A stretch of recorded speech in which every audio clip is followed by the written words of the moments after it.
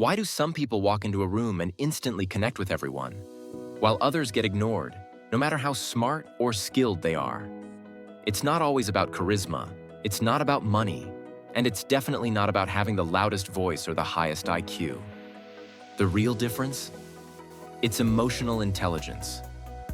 The ability to understand your own emotions, manage them in the moment, and recognize what others are feeling before they ever say a word. People who master emotional intelligence don't force connection. They create it. They read the room, adjust their tone, and make others feel seen without trying too hard. They know when to speak, when to listen, and how to make others feel valued in just seconds. In a world that often feels cold, fast, and disconnected, this skill is pure gold. It's not reserved for therapists or CEOs. Anyone, including you, can develop it. Over the next few minutes, you'll learn how to harness emotional intelligence to win people over. Not by pretending, not by manipulating, but by showing up with calm presence, deep understanding, and real human connection. This is your edge. And once you own it, everything changes. The 5 core skills of emotional intelligence. Emotional intelligence isn't something you're born with or without. It's a skill set, one that can be practiced, refined, and mastered over time. The most emotionally intelligent people in the world weren't always that way. They developed a kind of emotional muscle memory that helped them move through life with confidence, clarity, and calm. There are 5 key areas that form the foundation of emotional intelligence, and they work together like a chain reaction. Strengthen one, and the others follow. Ignore one, and everything feels out of sync. It starts with self-awareness. This is the ability to recognize what you're feeling while you're feeling it. Most people can only label emotions in hindsight, after they've already snapped in anger, shut down in fear, or drifted into anxiety. But self-aware people can pause in the moment and say, "Right now, I'm feeling irritated." Or, "This tension in my chest is telling me I'm overwhelmed." It might sound simple, but this kind of internal clarity is rare, and it's powerful. Because when you can name your emotion, you can choose your next move, rather than being swept away by it. Next is self-regulation. This is where emotional intelligence becomes visible. It's not about suppressing your feelings or pretending you're fine. It's about channeling your emotions in a healthy, productive way. Think of someone who's under extreme pressure but still manages to speak calmly, make thoughtful decisions, and treat people with respect. That's self-regulation in action. It's the ability to stay grounded in chaos, to pause before reacting, and to carry emotional control like armor, not to block others out, but to protect your peace. The third core is motivation, but not the kind of motivation that relies on external rewards. True emotional intelligence draws on intrinsic motivation, the inner drive to grow, improve, and stay aligned with your values.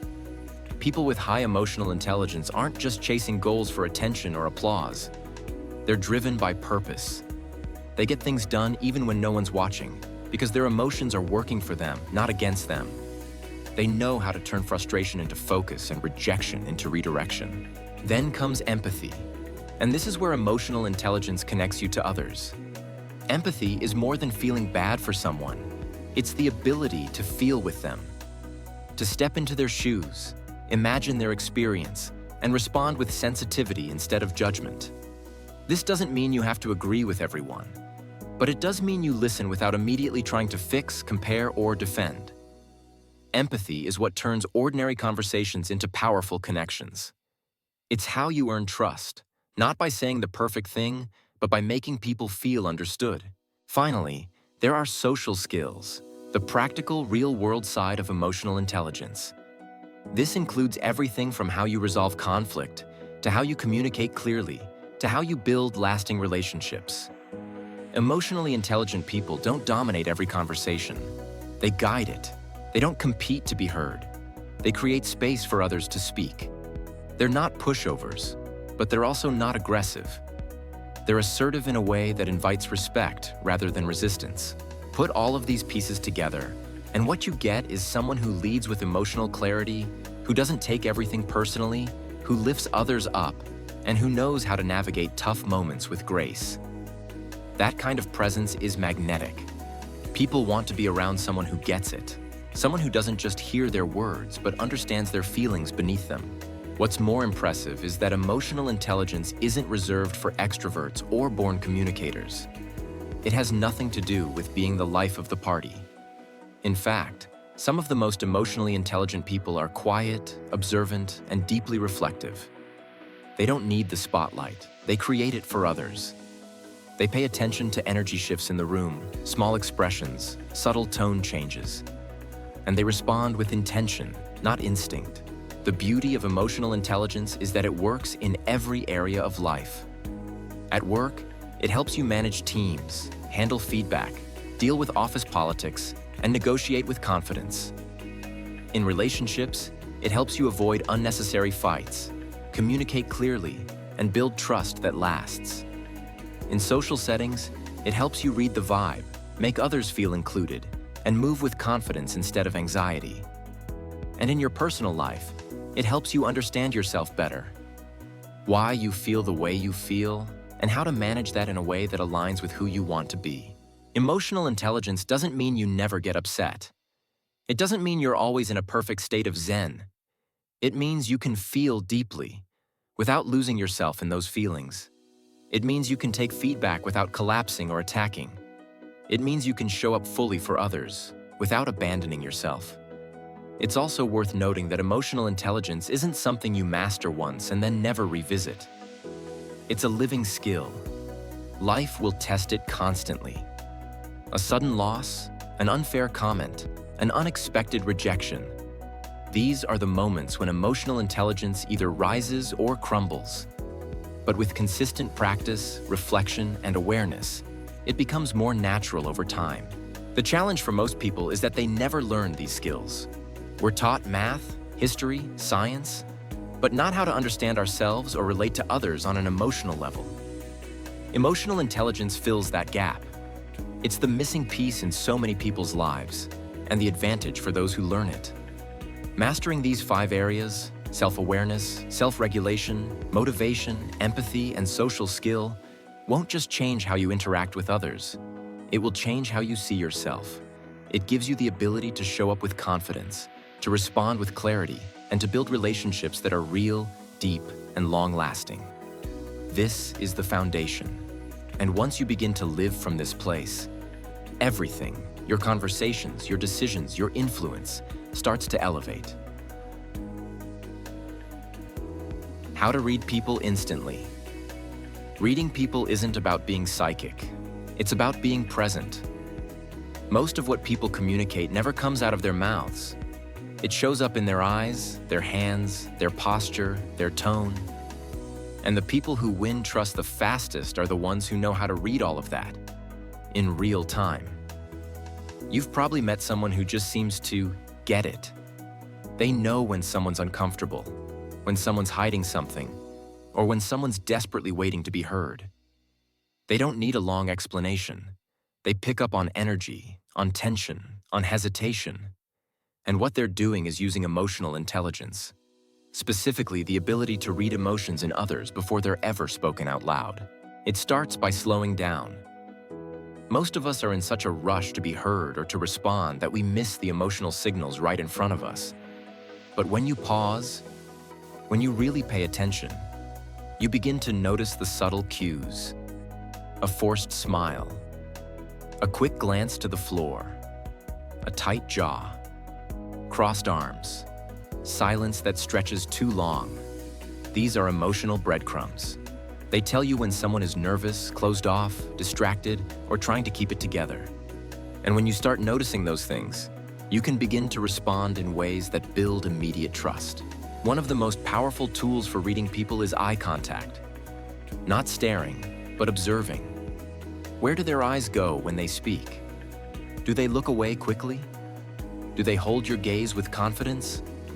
Are they darting around, searching for approval or an exit? Eye movements often reveal anxiety, dishonesty, or discomfort. Combine that with facial expressions, tightening around the eyes, a twitch at the corner of the mouth. and you begin to decode the emotion behind the words. Tone of voice is just as important. You've heard someone say, "I'm fine," but their tone told you everything except that. Pay attention to pitch, speed, and volume. People who feel unsure often speak quickly, hoping to rush past the discomfort. People who feel hurt may speak softly, as if their voice is too heavy to carry. And people who feel defensive often speak louder than necessary, trying to convince themselves as much as you. When you learn to listen to these things, the unsaid, the emotional signals, you become far more connected. And here's the key. Don't just read people so you can react faster. Read people so you can respond better. Instead of jumping to conclusions or pushing your own agenda, you meet people where they are. That creates safety. And when people feel safe around you, they let their guard down. And that's when real connection begins. There's also power in mirroring. Not in a manipulative way, but in a way that shows alignment. If someone is speaking slowly and softly, and you respond with fast, loud energy, there's a disconnect. But if you match their tone and pace, even slightly, they feel more understood and more likely to open up. Mirroring builds comfort. It shows that you're not just hearing them, you're with them. One habit that can instantly improve your ability to read others is the pause and observe technique. Before responding, give yourself 2 or 3 seconds to just watch. What are they doing with their hands? Are they leaning in or pulling away? Are their shoulders tense or relaxed? These tiny signals speak louder than words, but only if you're paying attention. As you develop this awareness, you'll begin to see more than what's being said. You'll sense what people are holding back. You'll catch their hesitation. You'll notice when someone is seeking reassurance or trying not to cry. And in those moments, a kind word, a calm presence, or a silent nod can be more powerful than any advice you could give. Reading people isn't about analyzing them like a science project. It's about honoring the emotion behind their actions. When you practice this consistently, you won't just win people over. You'll make them feel seen. And that's something most people rarely experience. Influence without trying hard. Influence is often misunderstood. Many people think it means persuading others with clever words, dominating conversations, or having some kind of manipulative edge. But real influence, the kind that leaves a lasting impression and draws people in effortlessly, doesn't come from trying harder. It comes from being more emotionally intelligent. Emotionally intelligent people don't need to impress anyone. They don't force their opinions or constantly try to prove their value. Instead, they make people feel heard, respected, and emotionally safe. And that alone makes them magnetic.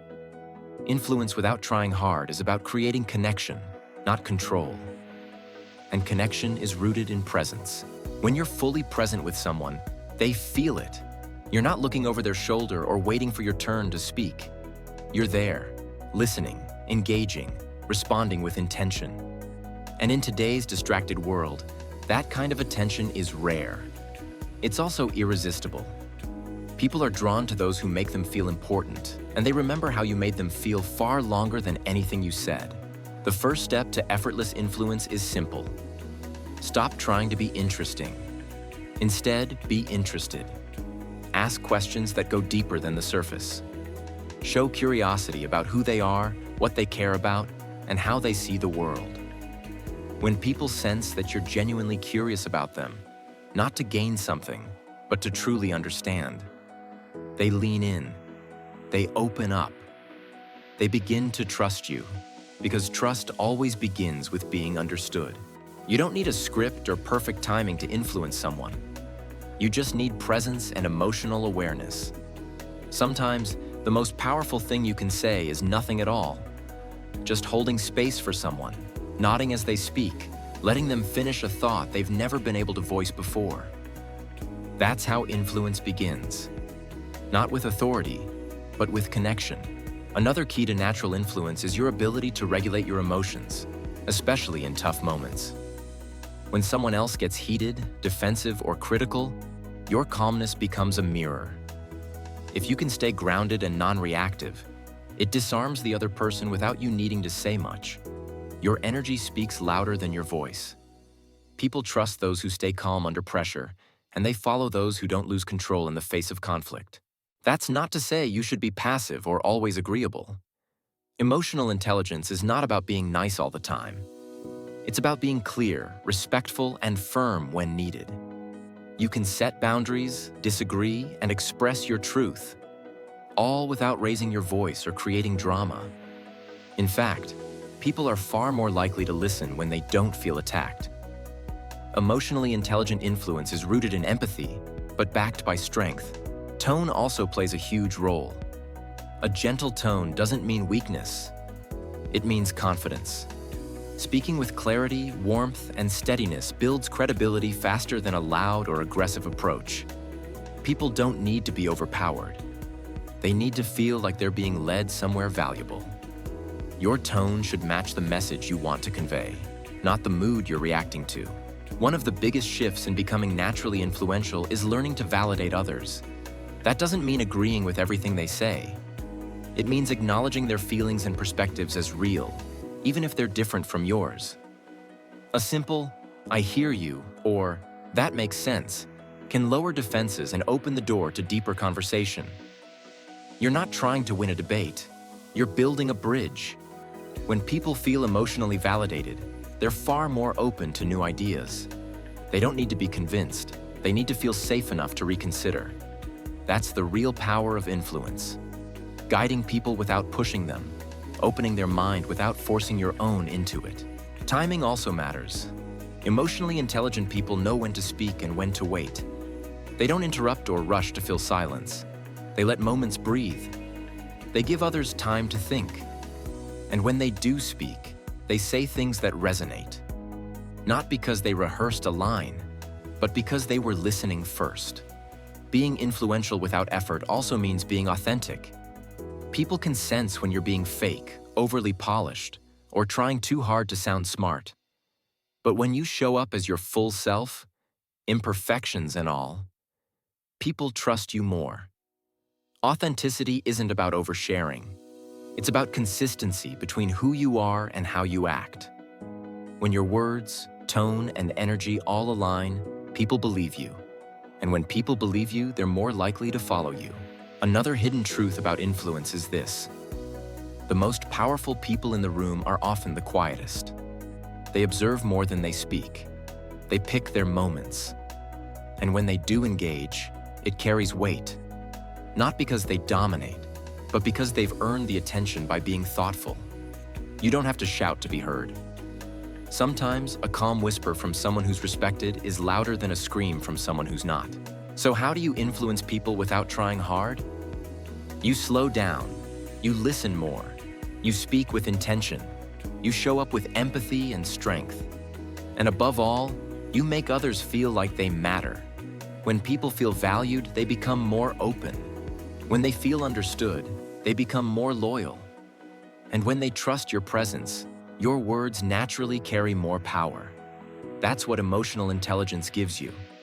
The ability to influence not by force, but by making people feel seen, safe, and respected.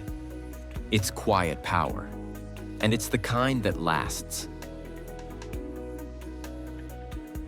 Mistakes that lower your emotional intelligence. No one is perfect. Even those who seem emotionally intelligent can fall into patterns that quietly sabotage their relationships and influence. The truth is, emotional intelligence isn't just about doing the right things. It's also about avoiding the wrong ones. And most of these mistakes don't scream loudly. They whisper. They show up in your tone, your timing, and your presence. And if left unchecked, they slowly erode trust, connection, and credibility. One of the biggest mistakes is interrupting. It sounds simple, but it's incredibly common. People interrupt not just with words, but with energy, cutting others off mid-thought with their opinions, reactions, or body language. When you interrupt someone, even subtly, it sends a message. What I have to say matters more than what you're saying right now. That moment of disconnection, repeated enough, creates distance. Emotionally intelligent people wait. They let the sentence land.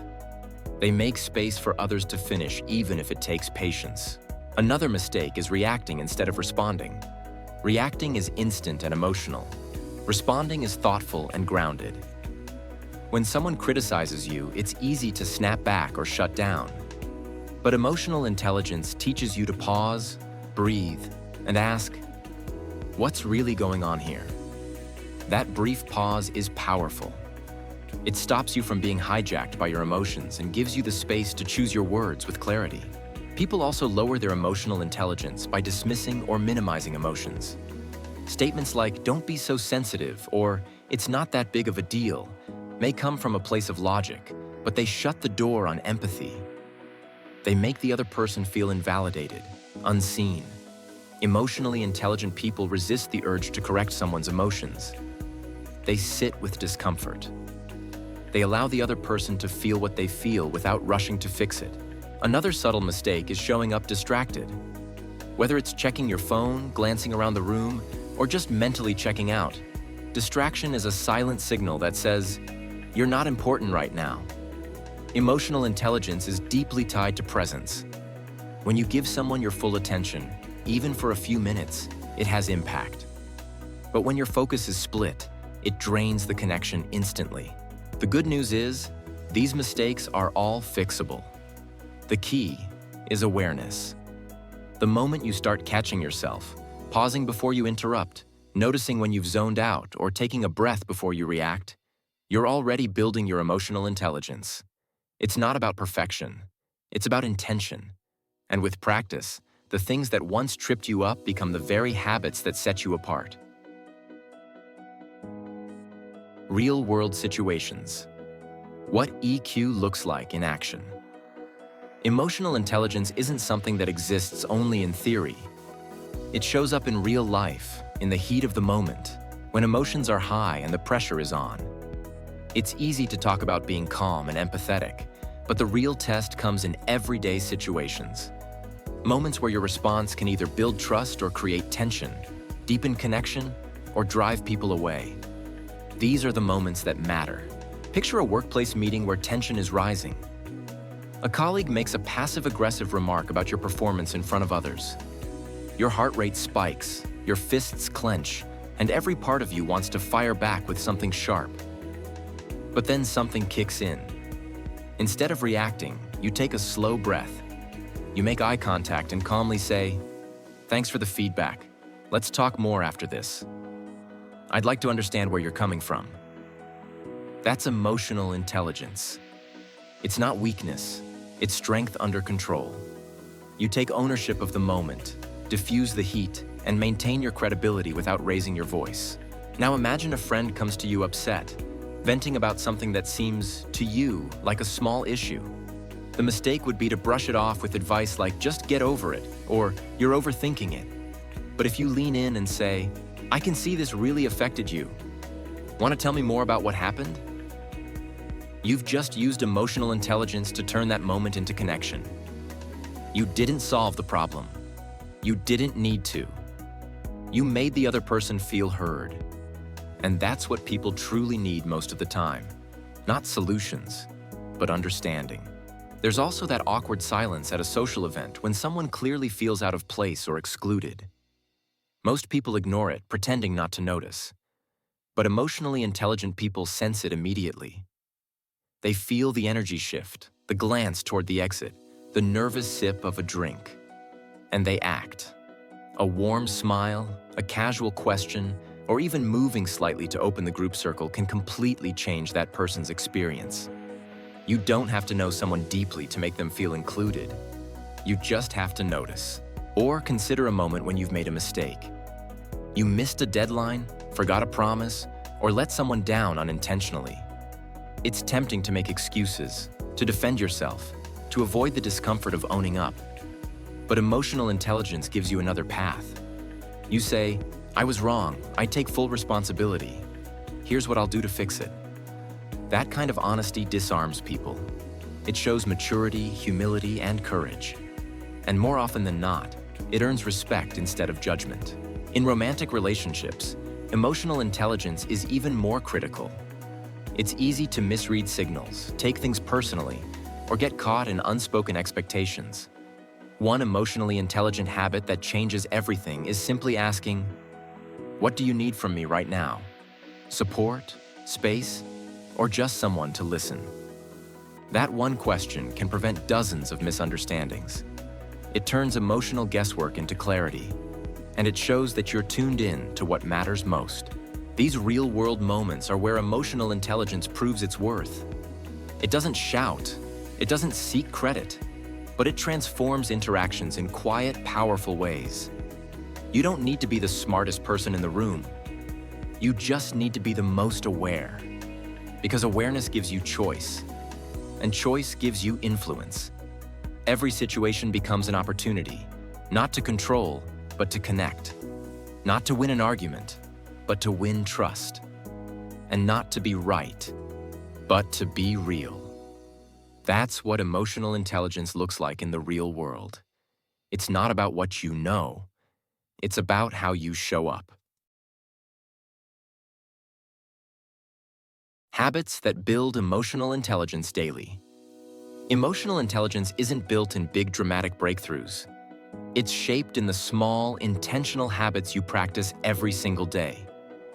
The good news is, you don't need hours of training or years of therapy to develop it. You just need to create space in your life to slow down, reflect, and pay closer attention to yourself and to others. One simple habit is starting each day with a check-in. Before diving into work, before scrolling your phone, ask yourself, what am I feeling right now? That question alone can shift your entire mindset. Instead of being controlled by your emotions, you become aware of them. Naming what you feel, stress, excitement, frustration, gratitude, gives you power over how you respond to the world. Another daily practice is intentional listening. Choose one conversation each day where your only goal is to understand, not to reply. Listen not just for words, but for tone, pace, and emotion. Give the other person your full attention. Don't interrupt. Don't plan your next sentence. Just listen. You'll be surprised how much more people open up when they feel truly heard. At the end of the day, reflect with two simple questions. How did I make others feel today? And what emotion drove my actions the most? These reflections are small, but they create self-awareness that compounds over time. You start to notice patterns. You begin to adjust in real time. Emotional intelligence grows through practice, and it starts with the choice to be more present, more thoughtful, and more human. The more you train your awareness, the more natural it becomes. And the more consistent you are, the more powerful your presence will feel to everyone around you. Final thoughts. Your new superpower. Emotional intelligence is one of the rarest and most valuable skills you can develop. It doesn't come from reading faces or memorizing scripts. It comes from choosing to show up with awareness, intention, and empathy every single day. While others react out of habit, you respond with clarity. While others speak to be heard, you listen to understand. And while others chase influence through noise, you build it through presence. This isn't about changing who you are. It's about becoming more of who you are. Aligned, grounded, and connected. Every time you pause before speaking, every time you notice what someone else is feeling, and every time you regulate your emotions instead of being ruled by them, you're strengthening a superpower that most people overlook. And the best part, the more you use it, the more natural it becomes. So lead with empathy, speak with purpose, and show up with the kind of energy that others feel safe around. That's real power, and it's already within you.